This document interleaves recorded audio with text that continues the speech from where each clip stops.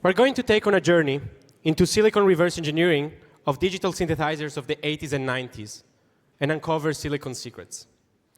Giulio is an Italian hacker, web developer in his day job, with a kink for reverse engineering of vintage technology. Please give him a warm welcome. Hello. Hi, can everybody hear me?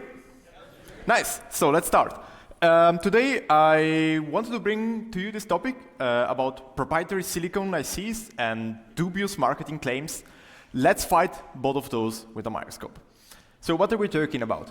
I don't need to introduce what silicon chips are, but we know that they're pretty much everywhere, in your phone, in your computer, in your washing machine, in your air fryer, in your car, but also some things that I especially like, which are, for example, video games or musical instruments, and that got me interested.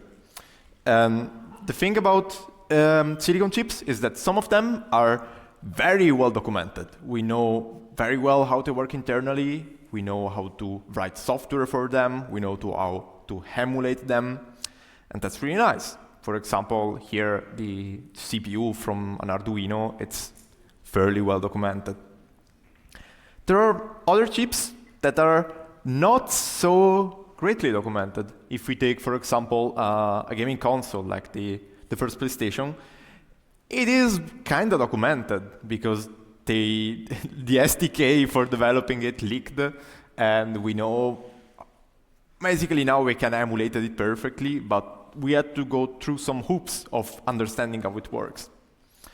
For other things, it's like a complete mystery. If we take like an arcade game, we can see that we have 1, 2, 3, 4, 5, 6, 7, 8, 9, probably 10 custom chips. And we like arcade games. We want to be able to play them again, especially when all the hardware dies.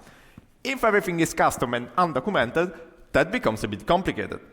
But also with musical instruments, if, for example, we take something like a synthesizer, like the Roland JP8000, it uses one of those chips, which is a custom DSP, which runs some proprietary bytecode.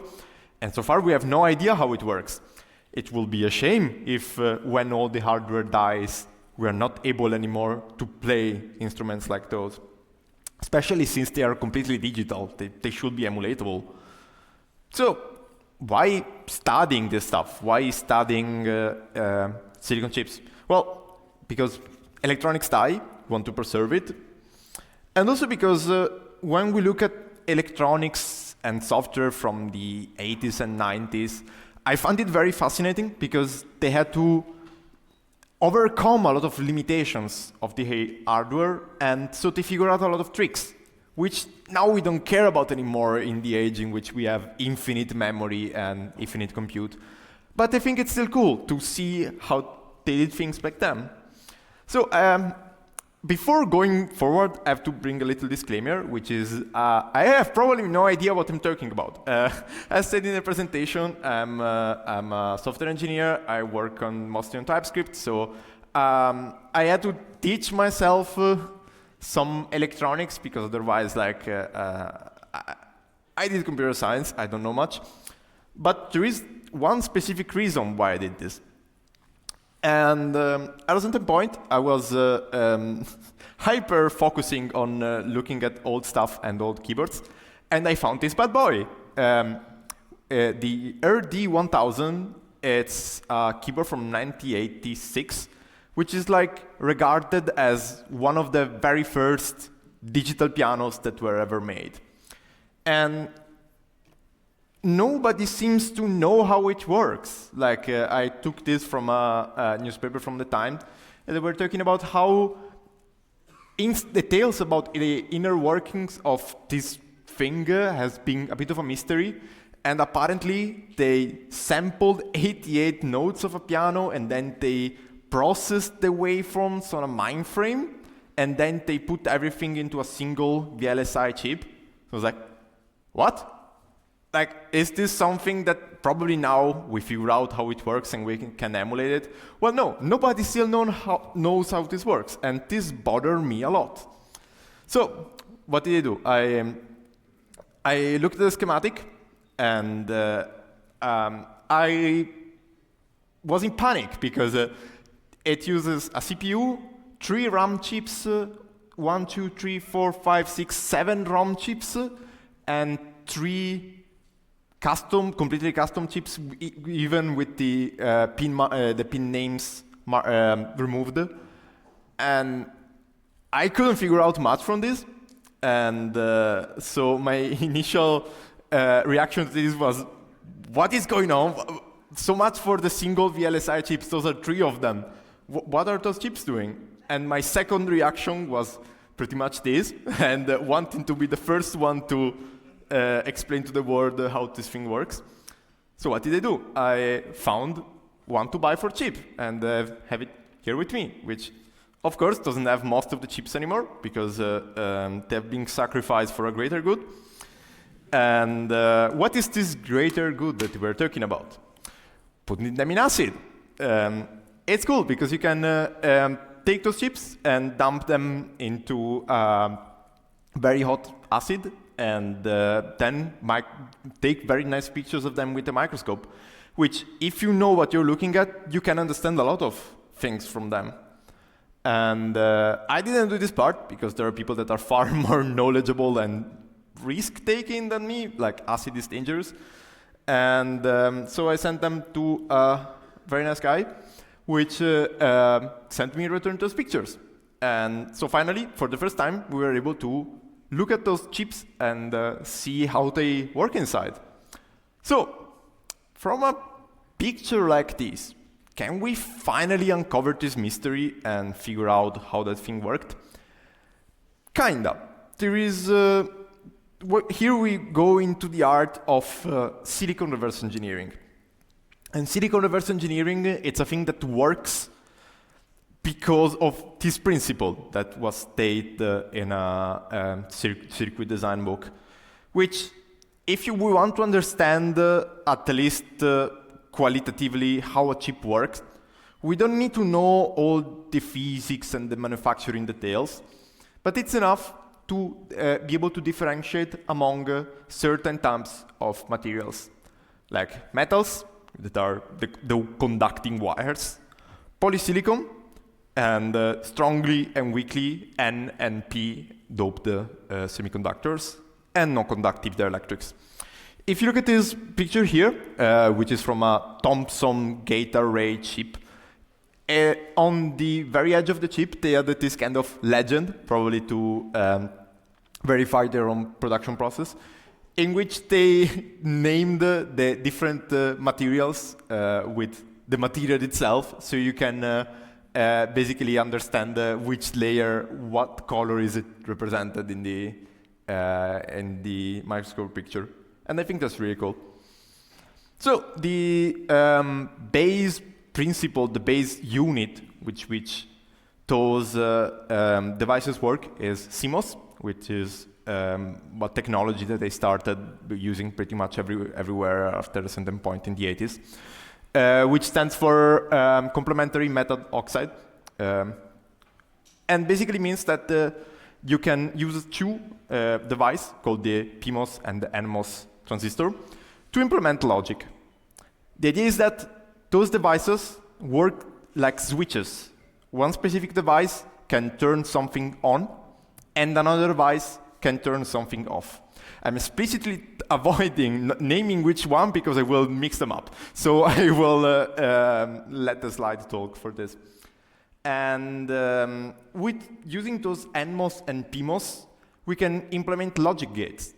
And if we can implement logic gates, we can implement pretty much everything, since they can be pretty much Turing complete. And the idea is that if we find how those logic gates, how those CMOS gates work in the silicon, we are then able to reconstruct what is the logic equation of the chip, basically how it works internally and what turns something on and what turns something off.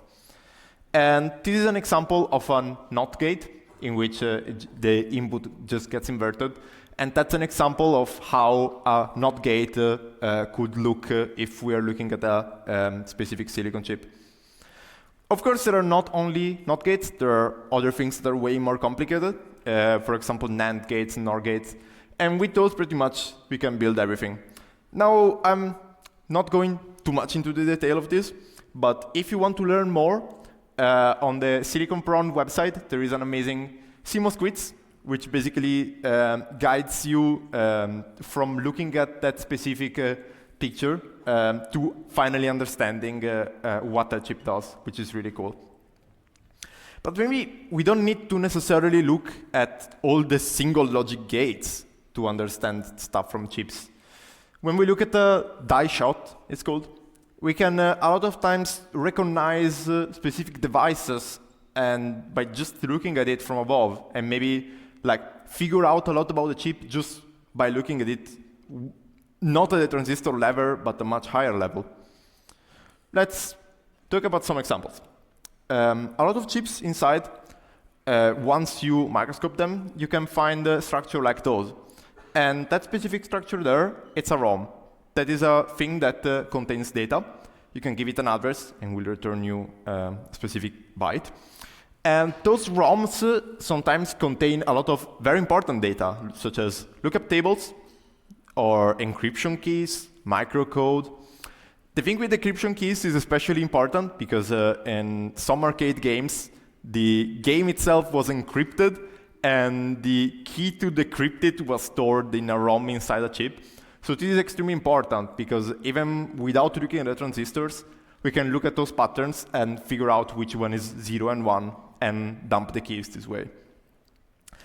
Unfortunately, it's not always that simple. There are some ROMs like this one, which are very easy to read.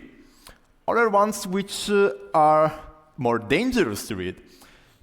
Some of them, to be able to mark the 0 and 1 bits, require some dangerous chemicals, such as hydrofluoric acid, or you need delayering, which means removing a few micrometers of surface from a chip by sanding it off.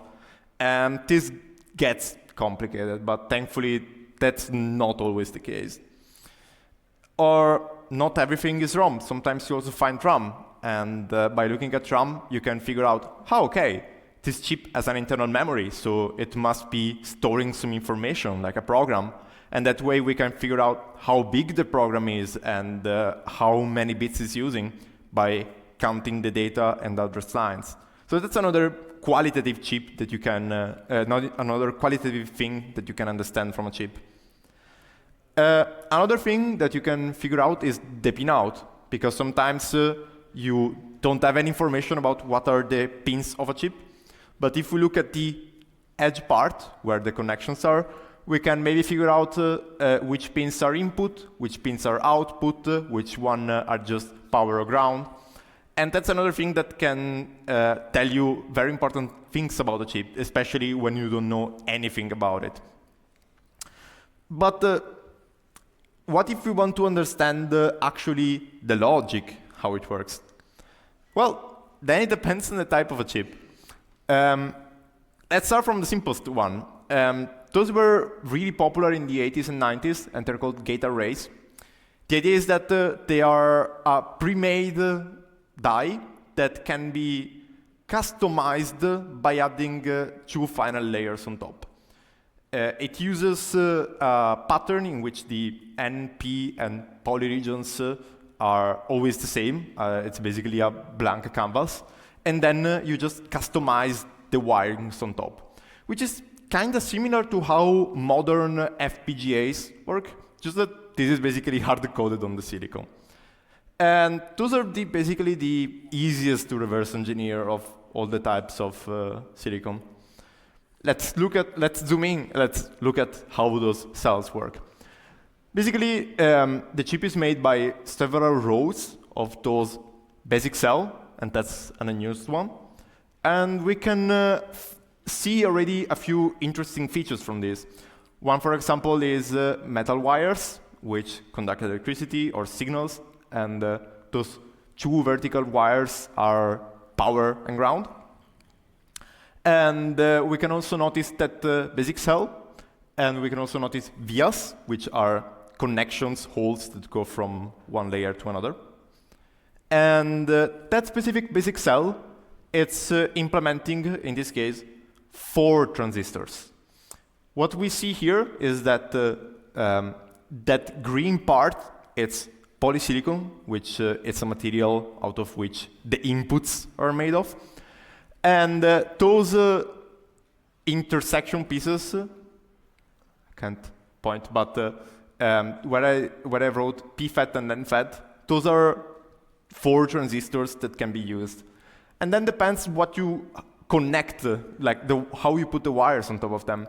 For example, that's the electrical symbol of it, and depending on how we connect the wire on top, we can implement different logic gates. One example, if you go a bit higher, we can see how that's a logic part built with one basic cell, which has one input and uses just 2 transistors, one N and one P, and then it goes into one output. That specific configuration that uses 2 transistors, one N and one P, it's implementing a NOT logic gate, which is an inverter. And that's a simulated version of it. Of course, that's a very simple logic gate, but if we combine together multiple basic cells, we can implement much more complicated stuff. Like, for example, this one, it's a 1-bit flip-flop, which is a device that can maintain 1 bit of memory in practice.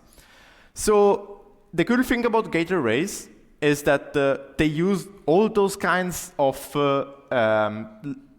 more complex cells, which are pretty much always the same among the same manufacturer.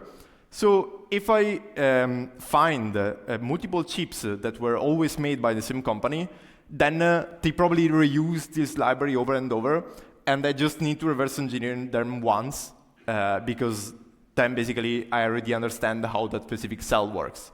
It's like figuring out the ISA, the instruction set of a CPU. Once you figure out how a single program works, then it's very likely that you are also able to understand other programs for the same architecture. And this is a thing that thankfully helped me a lot, because out of all the possible cells, there is thankfully a data book from 1989 for those specific chips, which for each possible cell, for example, multiplexers, adders, it tells me exactly how many basic cells it's using. So basically, if that thing it's only using 1 basic cell, it means that I know every single cell that it's using just 1. So I can quickly rule out all the ones that definitely are not when I find a new one. And so what did I do? I created a giant spreadsheet with all the possible different cells that I could find. And now I'm like 90% of all the ones that are possible. And basically I merged together my work and work that a lot of other reverse engineers have done. So basically it means that if you find a Fujitsu gate array, you can use this spreadsheet to figure out every single cell, and you just have to see how they connect together. Thank you. Unfortunately, this is just for Fujitsu. Suppose that you find an NEC gate array. Well, you have to redo all the cells from scratch. Or a Toshiba gate array. Well, good luck with that.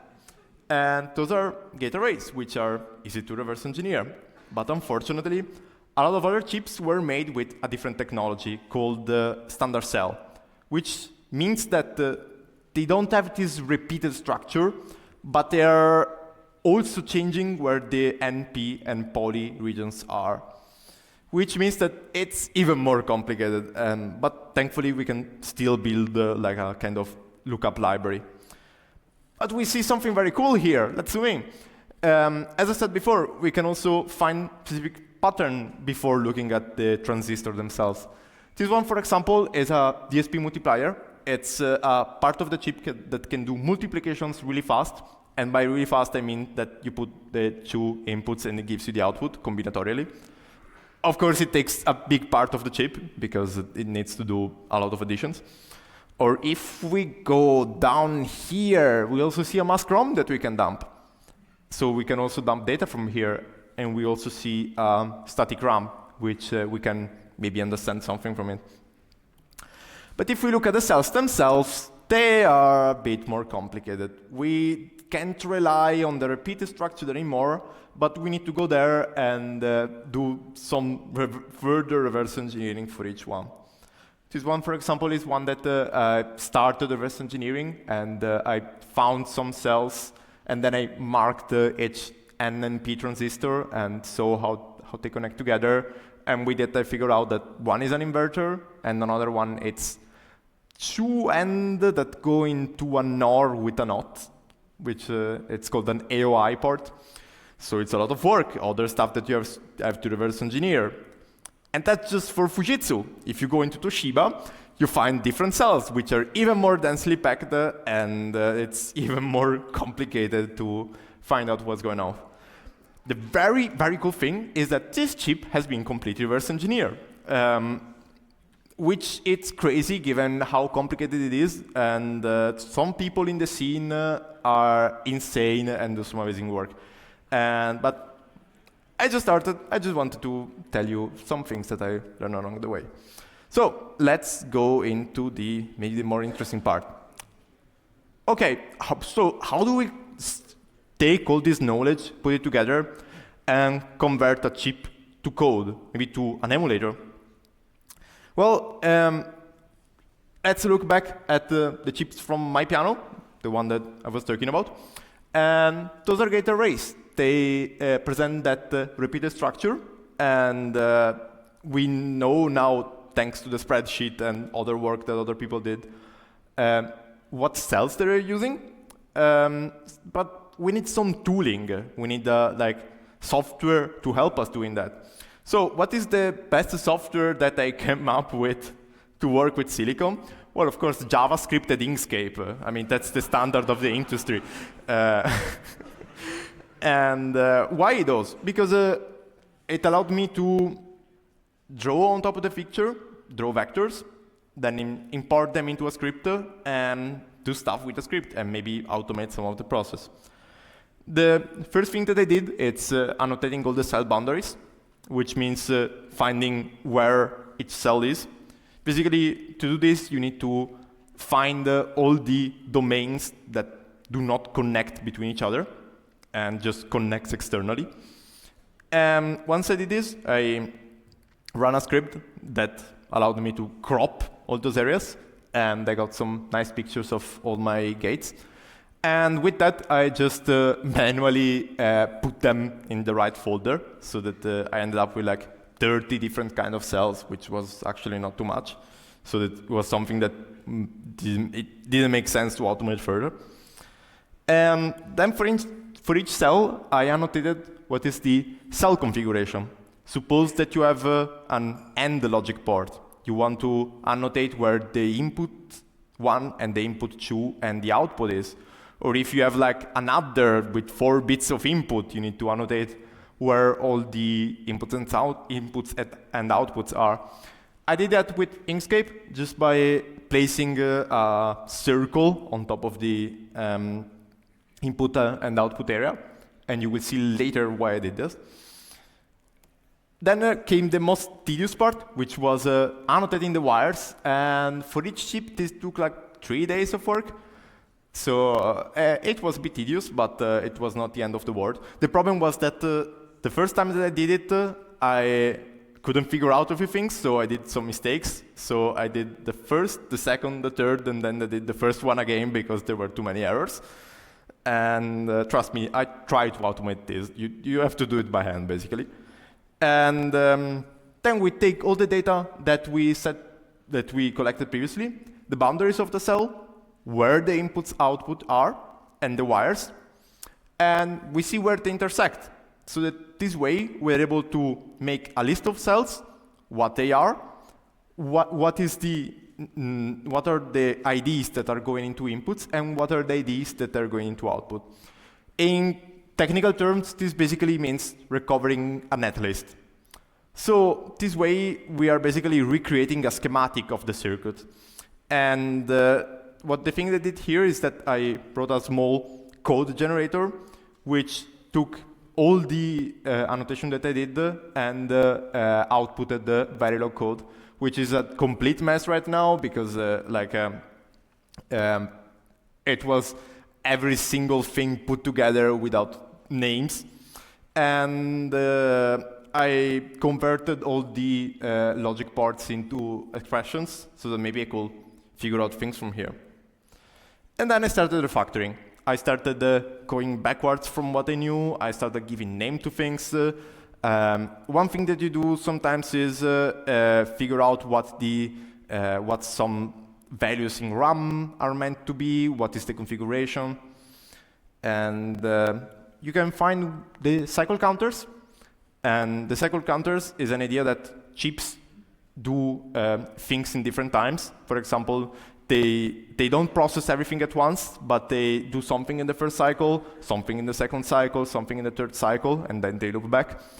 And if you find a counter and you find a decoder, which decodes every possible cycle, then you can basically figure out what the chip is doing in every step of the process. And so that's another thing that you can figure out from the chip. And another thing that you can figure out is the chaining. If you have a bunch of 4-bit adders, it could be that they're actually one big adder, just that they're connected with the carry input and carry output. And this way was further able to refactor my code and figure out more about how it worked. This also works with memory units. Like if you have a memory that is 32 bits, you're forced to use a bunch of 4-bit cells, and then you can basically figure out that actually it's just the same data, but it's divided in parts of 4 bits. So that's another thing that you can figure out. Another weird thing that I found was that there was some very long combinatorial operations that actually were doing a giant lookup table. Like I tried to plot the output of that thing, and an exponential function came out. So sometimes even some ROM is implemented by using logic ports, which is a bit weird, but it was cool. And another thing that I figured out, because apparently the manufacturer of that thing really didn't want people to mess up with it, they use scrambling. You know that if you have a ROM, you can wire the data and the address line incorrectly, and it will still work perfectly because the ROM doesn't care how it's wired as long as you put the correct data inside. And what they did is that they connected the ROM wrongly on purpose, so that if you read it normally, it would be complete garbage. And they even put a not on some data and address lines, so that either you try all the possible combinations, or you dump the chip into acid, which is the other way that apparently is more efficient. And so I put all this work together. I decapped the chip, I found all the logic parts and how they're connected together, and they ended up with the source code, the assembly of the chip. So at the end, those complicated algorithms and computation done on a mainframe, how did that piano work? Did it actually use some fancy mathematical thing, modeling, physical modeling, whatever? No, of course, it was a sample player. I mean, what do you expect? It worked exactly like the sound chip of a Super Nintendo, or it was even simpler than that, because it didn't have, it had 2 points interpolation instead of Gaussian one. But yeah, this was my journey into figure out magic tech that was supposed to be very complicated, that actually turned out pretty simple. And I learned how to look at silicon and find something out from it. But I wanted to quickly talk about what didn't work. I tried to simulate the circuit, and simulation, either you have some perfect output, but even if you have some small mistakes, then nothing will work. So that's a thing that basically I tried, and then I couldn't figure out where the error is, so I just looked into the code directly. Another thing that I tried is that instead of automating everything, I tried to reconstruct a schematic for the chip in KiCad. And after 2 hours of work and covering like 5% of the chip, I figured out that it was time wasted. And so I said, let's automate this as well, since KiCad format, it's text-based.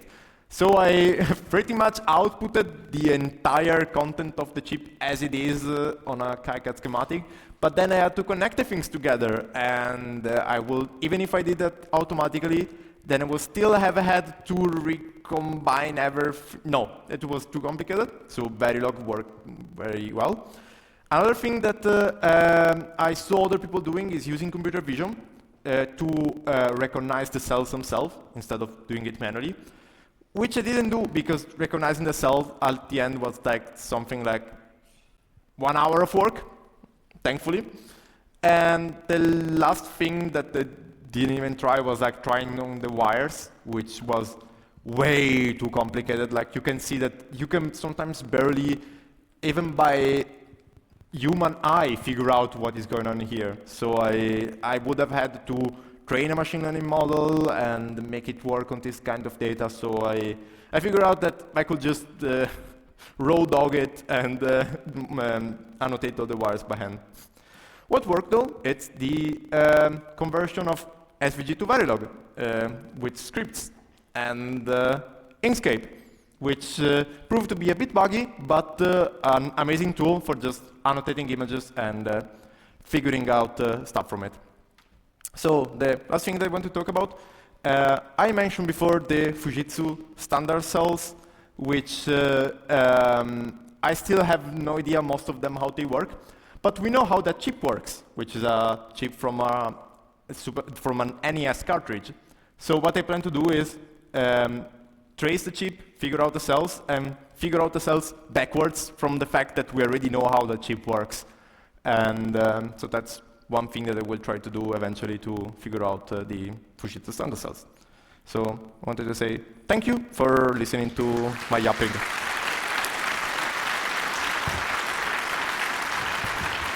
Do we have time for questions? Do we have time for questions? Yeah. Perfect. Anyone? Yes. Hello. Did you find any clever information encoding techniques for the samples? Oh yes, they were encoded exponentially. The idea is that it does volume modulation, and if you want to modulate the volume of a sample, you need to multiply it by a value. Just the multiplication is expensive. So what they did is that they exploited the fact that in an exponential space, the multiplication becomes an addition, and they store all the samples as powers of 2s, and then they use a lookup table to reconvert them to linear. And a lot of other stuff like that. Yeah. How many samples were there?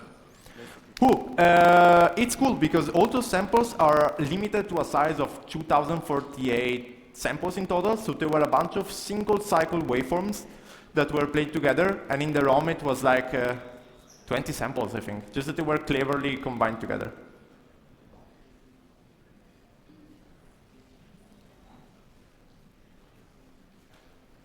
Yes? No. Hey, thanks for the nice talk. Thank you. More or less two questions, if there's no one else. First is, did you figure out what feature size those, or what technology size those chips were? I mean, this were optical images, what size? Oh, I should have prepared about that because I have no idea. And the chip is pretty large. And those pictures that you saw were taken with a 20x magnification. Okay. So it's pretty big. It's the master slice from 1985, so they didn't have amazing technology back then. But yes. And second question, if you were to do this all over again, is there a thing that you would do differently? Anything where you said, oh, I would have loved to know this before I started? Yeah, I mean, that's a bit of a question that is like, what if history could be changed? I don't know, because I'm happy with the process that I arrived to, and if I could have done it from scratch, I would have liked to know all the cells beforehand, which, of course, but yeah. Cool, thanks. Thank you. Yes? Hi. Yeah, thanks also from me for the talk. You mentioned that you did this a lot with older circuits. Is this also possible with like more contemporary ICs? Contemporary, do you mean like 2000, 2010, or 2024? All of them? How much money do you have? Do you have access to an electron microscope? Because if the answer is no, then it's going to be really complicated. Well, the question is first, is it possible? Because it might be worth it. I think it is. Just that the sheer amount of work that you have to put into means that it's not something that a person can do. I don't think so. Okay, so it's more a magnification question and not something like modern silicon manufacturers kind of mask the circuits. I mean, yes, it is a question of magnification, but if you make things smaller, it also means that you're making them more complicated. You're putting more transistors there. And that thing was like 8,000 transistors. Modern CPUs have like billions. So it's like trying to reverse engineer a program that is like a 300 megabytes binary full of obfuscation. So I think that everything is possible, especially if you have the right tools. The problem is really putting the effort in to figure out what is going on there. Mm-hmm. Okay, thanks. Thank you. Well, let's thank the speaker again. Thank you. Thank you.